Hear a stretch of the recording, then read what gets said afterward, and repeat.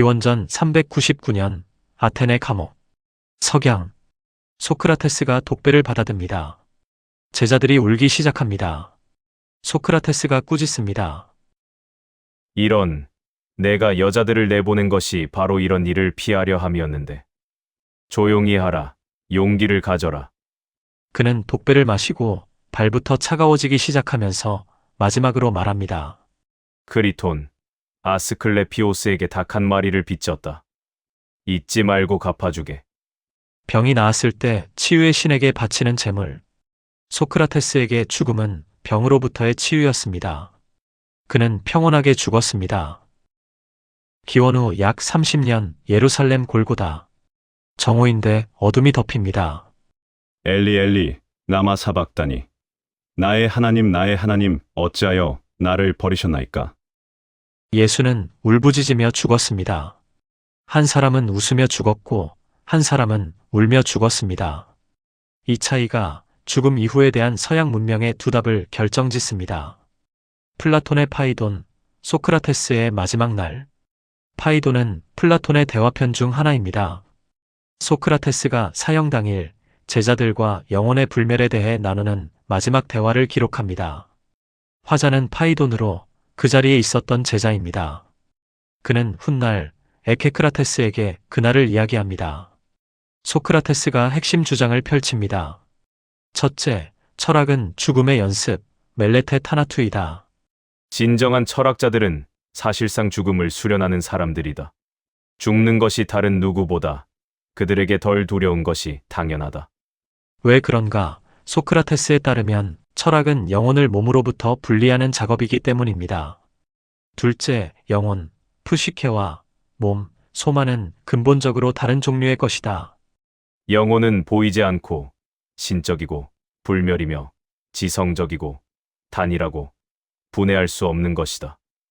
몸은 보이고 인간적이고 죽을 수밖에 없으며 지성이 없고 복합적이며 분해되는 것이다. 이것이 플라톤적 이원론의 핵심입니다. 영혼과 몸은 서로 다른 세계에 속합니다.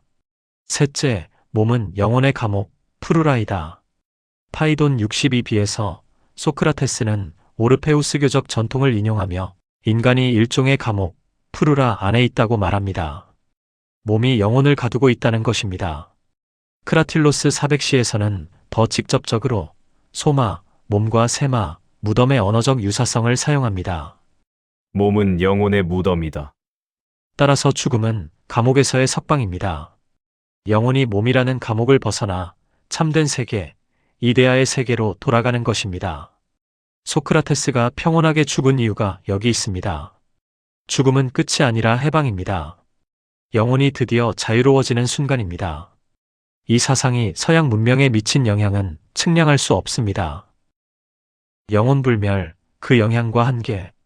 플라톤의 영혼불멸 사상은 서양 문명의 뼈대 중 하나가 되었습니다. 파이돈에서 소크라테스는 영혼불멸을 4가지 논증으로 뒷받침합니다. 대립자의 순환 논증, 삶에서 죽음이 오듯 죽음에서 삶이 와야 한다. 상기 논증, 우리가 태어나기 전에 이미 이데아를 알고 있었으므로 영혼은 몸 이전에 존재했다. 유사성 논증, 영혼은 불변하는 이데아와 유사하므로 몸처럼 소멸하지 않는다. 생명의 원리 논증, 영혼은 생명 자체의 원리이므로 죽음을 받아들일 수 없다. 이 사상의 역사적 영향은 막대합니다. 신플라톤주의의 플로티노스는 영혼이 일자 토헨으로부터 흘러나왔다가 돌아간다는 유출이론을 발전시켰습니다. 초대 교회의 상당수 교부들이 플라톤적 영혼관을 기독교 신학에 통합하려 했습니다. 오리게네스는 영혼의 선제를 주장했고 아우구스티누스는 젊은 시절 신플라톤주의의 강한 영향 아래 있었습니다. 그 결과 많은 기독교인들이 오늘날에도 이렇게 생각합니다. 죽으면 영혼이 몸을 떠나 하늘나라에 간다. 이것은 사실상 플라톤적 사상입니다. 성경적 부활관과는 다릅니다. 플라톤적 틀에서 몸은 부정적입니다. 감옥이요 무덤입니다. 영혼이 구원받으려면 몸에서 벗어나야 합니다. 물질은 열등하고 영은 우월합니다. 그런데 성경은 이렇게 시작합니다. 하나님이 보시기에 심히 좋았더라. 창세기 1장 31절. 하나님이 물질 세계를 창조하시고 매우 좋다고 선언하셨습니다. 몸은 감옥이 아닙니다. 몸은 하나님이 만드신 좋은 것입니다. 이 차이가 부활론의 출발점입니다. 이제 바울의 부활 선포를 봅니다. 바울의 고린도전서 15장, 부활의 선포. 고린도전서 15장은 신약 성경에서 부활에 대한 가장 체계적인 논증입니다. 바울이 고린도 교회에 보낸 편지의 일부이며 기원 후 약 55년에 작성되었습니다. 고린도 교회에 문제가 있었습니다. 너희 중에서 어떤 이들은 어찌하여 죽은 자 가운데서 부활이 없다 하느냐? 고린도는 그리스 도시입니다. 교인들 중 상당수가 그리스 문화권에서 자란 이방인이었습니다. 그들에게 플라톤적 영혼관이 자연스러웠습니다. 영혼이 몸을 벗어나 올라간다는 것은 이해되지만 몸이 다시 살아난다는 것은 터무니없게 들렸을 것입니다. 바울은 이 도전에 정면으로 응답합니다. 첫째, 부활의 사실. 내가 받은 것을 먼저 너희에게 전하였노니 이는 성경대로 그리스도께서 우리 죄를 위하여 죽으시고 장사 지낸 바 되었다가 성경대로 사흘 만에 다시 살아나사 게바에게 보이시고 후에 12 제자에게와 그 후에 500여 형제에게 일시에 보이셨나니 그 중에 지금까지 태반이나 살아있고. 바울은 부활을 철학적 이론이 아니라 역사적 사건으로 제시합니다. 목격자 명단을 제시합니다. 게바, 12제자, 500여 형제, 야고보, 그리고 마지막으로 자기 자신. 대다수는 지금까지 살아있다. 확인하고 싶으면 물어보라는 것입니다. 둘째, 부활의 필연성. 그리스도께서 만일 다시 살지 못하셨으면 우리의 전파하는 것도 헛것이요 또 너희 믿음도 헛것이며 만일 그리스도 안에서 우리의 바라는 것이 다만 이 생뿐이면 모든 사람 가운데 우리가 더욱 불쌍한 자리라. 바울의 논리는 명확합니다. 부활이 없으면 기독교 전체가 무너집니다. 부활은 부가적 교리가 아니라 기독교의 근간입니다. 셋째, 그리고 가장 놀라운 부분, 부활의 방식. 누군가 묻습니다. 누가 묻기를 죽은 자들이 어떻게 다시 살며 어떠한 몸으로 오느냐 하리니 바울이 답합니다. 죽은 자의 부활도 이와 같으니 썩을 것으로 심고 썩지 아니할 것으로 다시 살며 욕된 것으로 심고 영광스러운 것으로 다시 살며 약한 것으로 심고 강한 것으로 다시 살며 육의 몸으로 심고 신령한 몸으로 다시 사나니 육의 몸이 있은즉 또 신령한 몸이 있느니라.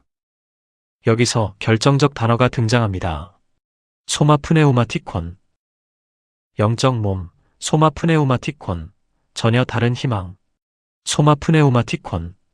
이 표현을 정확히 이해하는 것이 이 편의 핵심입니다.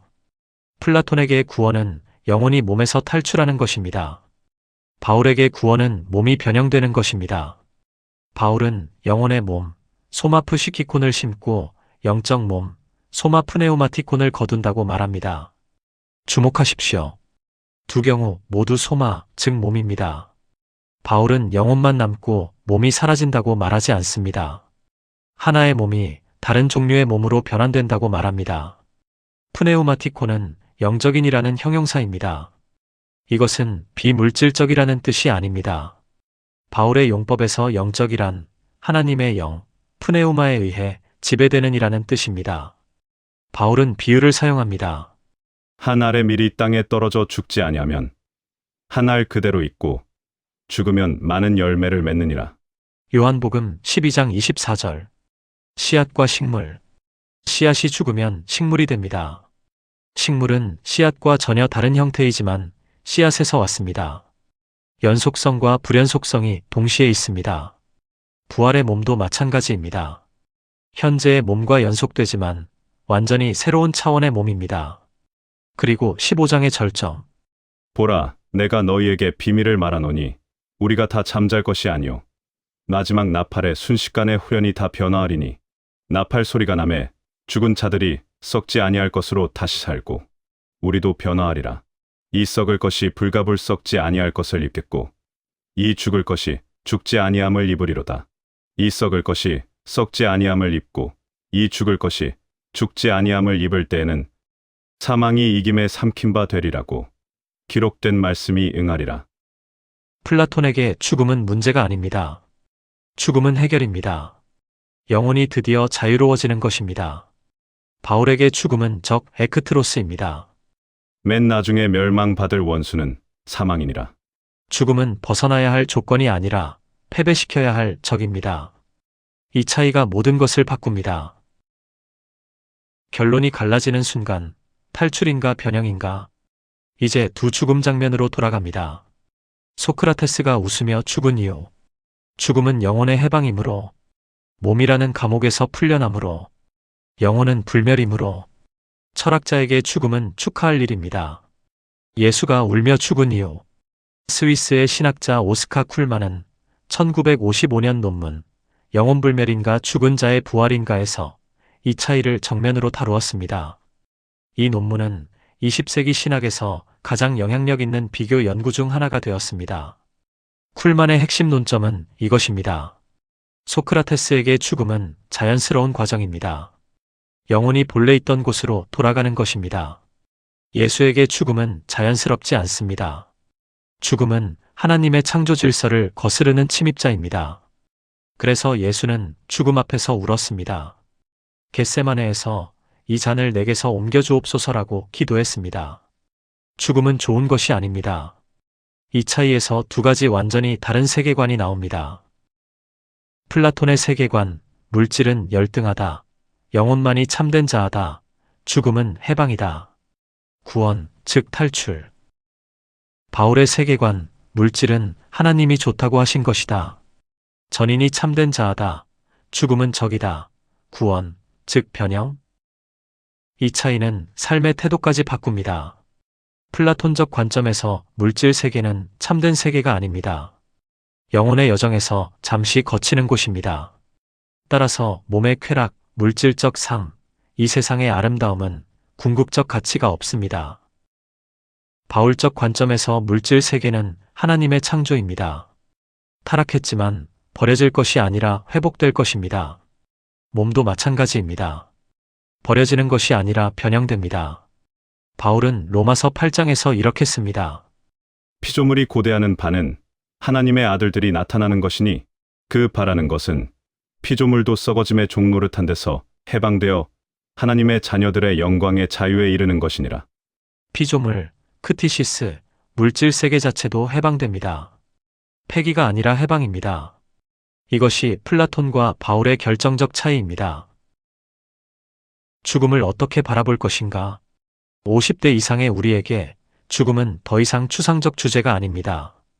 부모를 보내신 분도 있을 것이고 배우자나 친구를 잃으신 분도 계실 것입니다. 죽음 이후에 무엇이 있는가? 이것은 교실의 질문이 아니라 병상과 묘지의 질문입니다. 플라톤은 말합니다. 두려워하지 마라. 영혼은 죽지 않는다. 몸만 벗는 것이다.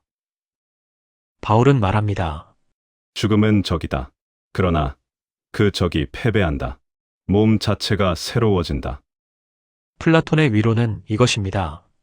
죽음은 나쁜 것이 아니다. 바울의 위로는 이것입니다. 죽음은 나쁜 것이다. 그러나 이긴다. 어느 위로가 더 깊습니까? 플라톤의 위로는 몸의 상실을 가볍게 만듭니다. 어차피 몸은 감옥이었으니까. 그러나 우리는 압니다.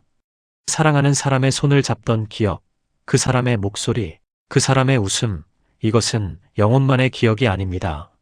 몸의 기억입니다. 바울의 위로는 몸의 상실을 진지하게 받아들입니다. 죽음은 적입니다. 울어도 됩니다. 예수도 우셨습니다. 그러나 그 적이 마지막이 아닙니다. 몸이 다시 살아납니다. 새로운 몸으로. 사망아, 너의 이기는 것이 어디 있느냐? 사망아, 너의 쏘는 것이 어디 있느냐? 오늘 우리는 서양 문명의 두 거대한 답을 만났습니다. 영혼불멸, 몸을 벗고 올라간다. 몸의 부활, 몸이 새로워진다. 2500년간 이 두 답은 서양 문명 안에서 경쟁하고 때로는 혼합되었습니다.